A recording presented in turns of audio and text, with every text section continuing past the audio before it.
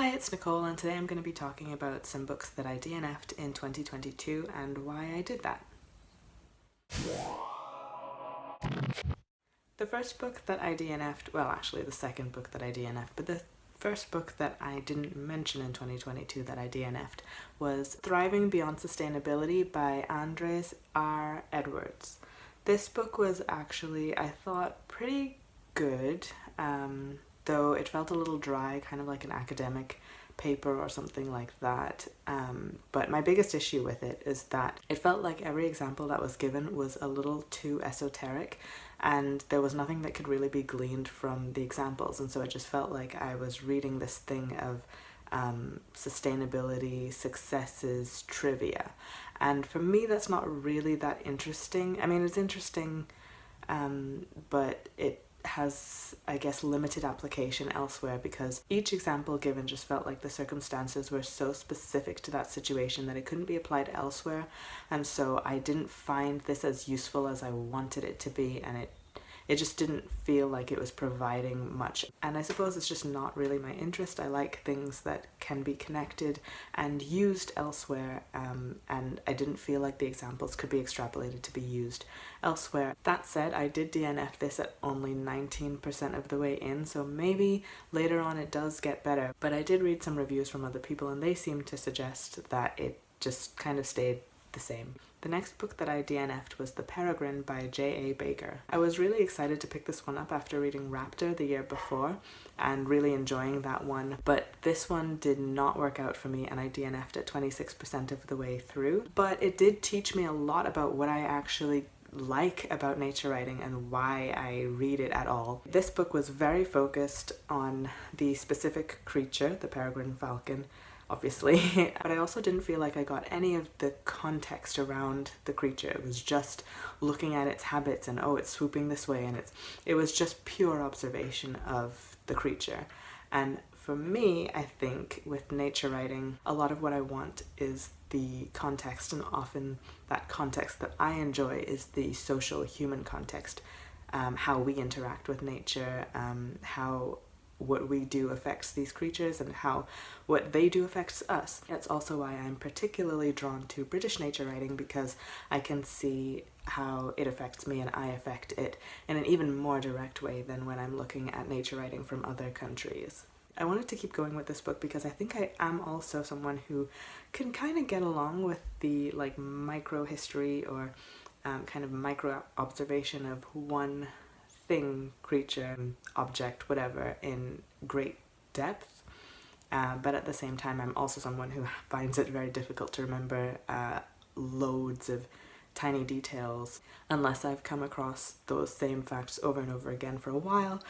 And I don't know, the study of this one bird in such detail without any kind of like greater context to it really got a little bit monotonous for me. And even though I do kind of like the idea of getting into the details of one specific thing, I really did need that context at the end of the day to fit it into, and there just wasn't enough of that in this book for me. The third book that I DNF'd in 2022 was A Brief History of Earth by Andrew H. Knoll. I did geography in high school and I really enjoyed it. I liked finding out about the different types of rocks, looking at fault lines and how tectonic plates shift and interact with each other and what kinds of different reactions that has, and like layers of the earth and all of that stuff. I really enjoyed that, and so I thought it would be fun to do a little recap of that kind of content and maybe have a better idea of time periods that things happen, because again, for me, I have a lot of trouble retaining dates on things, especially when we're looking at deep time. Beyond a certain date in charted human history, I find it really difficult to remember millions of years versus billions of years versus this dinosaur era versus this era where they technically aren't dinosaurs anymore. You know, like all of that stuff. And I thought this would be a really fun way to jump in, and it's kind of like a primer for adults. However, I ended up DNFing at 30% of the way through, and it wasn't because of the book itself per se. This is one of those books that I could see myself picking up in future, and I felt like it was very accessible, but I think I just wasn't in the headspace to be trying to put firmly in my mind all these different dates that things were happening. And then beyond that, I think a lot of the content I was familiar enough with that my brain was just zoning out. And then when it did come to something that I would have wanted to pay a little bit more attention to, my attention was already elsewhere. So I think I just wasn't in the headspace for this particular book. And I think it's one of those where I got to a point where I was like, do I even really need this? Do I even really care that much? And I guess that's the whole thing of DNFs in general. If I've DNF'd a book, I'm almost guaranteed to have asked about 3 times maybe, do I even really care that much? And I guess at 30% I decided, no, I don't really care that much, and I might come back to it later, but this one I especially feel like, not the book's fault, I just wasn't there for it at the time. The 4th book that I DNF'd in 2022 was Inspire by Ben Fogle. I had no idea. I still don't know who Ben Fogle is. I gather that he's some kind of well-known person in British culture, and something maybe to do with sports presenting, or I don't know, some kind of presenter. I don't really know. But I probably should have known going into this, because I feel like there was a lot of referencing to him specifically. Obviously, it's like a memoir, so duh. But there's a lot of stuff about, I guess, it felt like it was written for someone who already kind of knows him, what he does or what he's like, what you might expect or not about him, like him kind of pushing back on expectations that people have about him. I felt like it would have probably been fine for me to continue with this adventure memoir thing, but I think there was something very, very, very slight with him and his self-focus that was just a bit too much for me. And obviously it's a memoir, you expect the person to be kind of looking at themselves in that way, but I think the way that it was done, for me, I just wasn't feeling it. Though I think if I were a fan of Ben Fogle already, I would probably really like this book, but I'm not. I don't know who he is, so I DNF'd it. But if you do like Ben Fogle, I don't think you should take me DNFing this book to suggest that it's not a good book. I think if you get along with him, then you'll probably love it. It's just that for me, it was just a bit too much like I'm just hearing this story from some random person, and I just don't care that much. The last book that I DNF'd in 2022 was Le Sanglot de l'Homme Noir by Alain Mabanckou. It took me a while to DNF this book because I really wanted to read at least one book in French last year. I didn't read any in the end. And this was just such a disaster for me. I really hated it.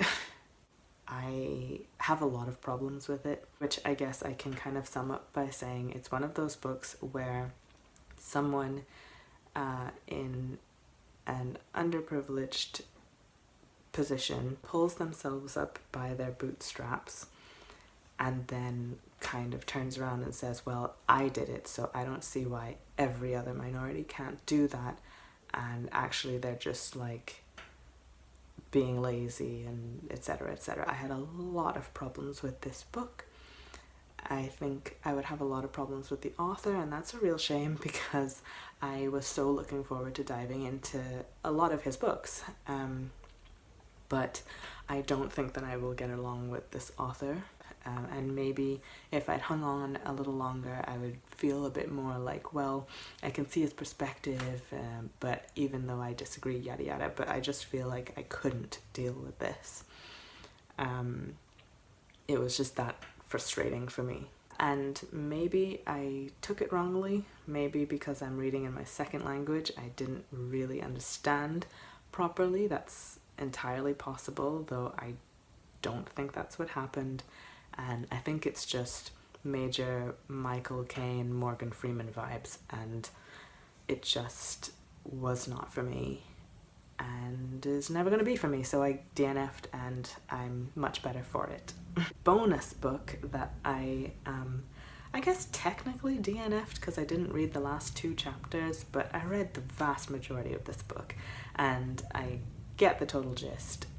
And it's not a terrible book, but there were some issues in it that I think are worth mentioning. And that book is How to Save the World for Free by Natalie Fee. Faye? I actually really love the idea of this book, and there were a lot of helpful tips in here for people to just live more sustainably, etc., etc. I think the casual tone in this book will definitely rub some people the wrong way. I can absolutely see it being taken as kind of cringy, kind of annoying, etc.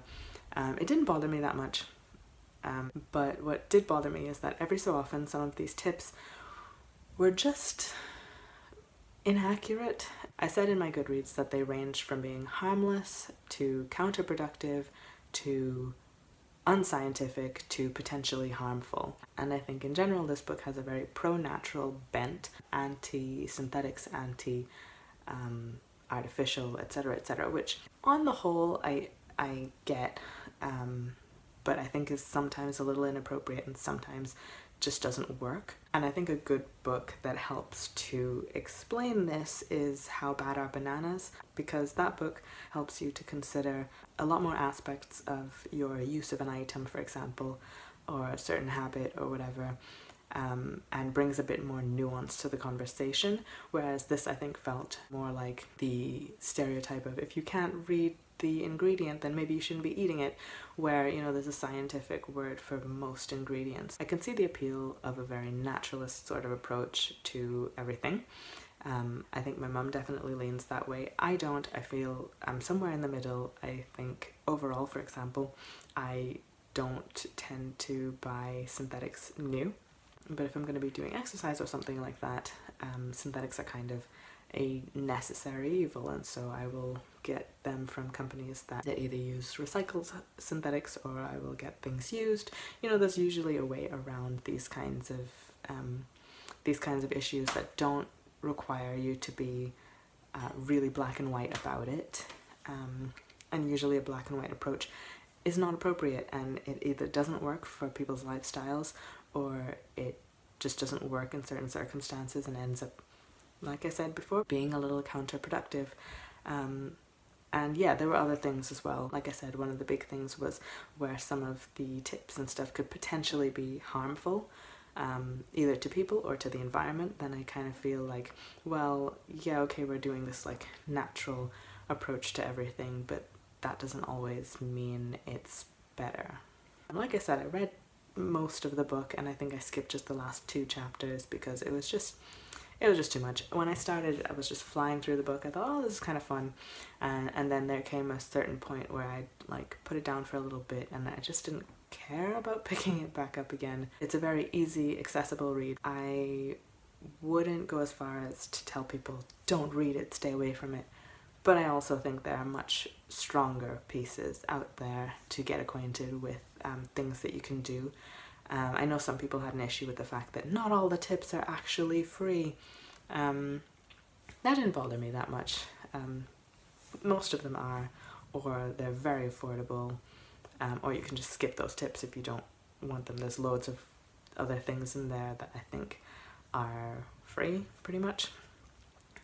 Usually, to me, the easiest free tip is just, do you really need that thing?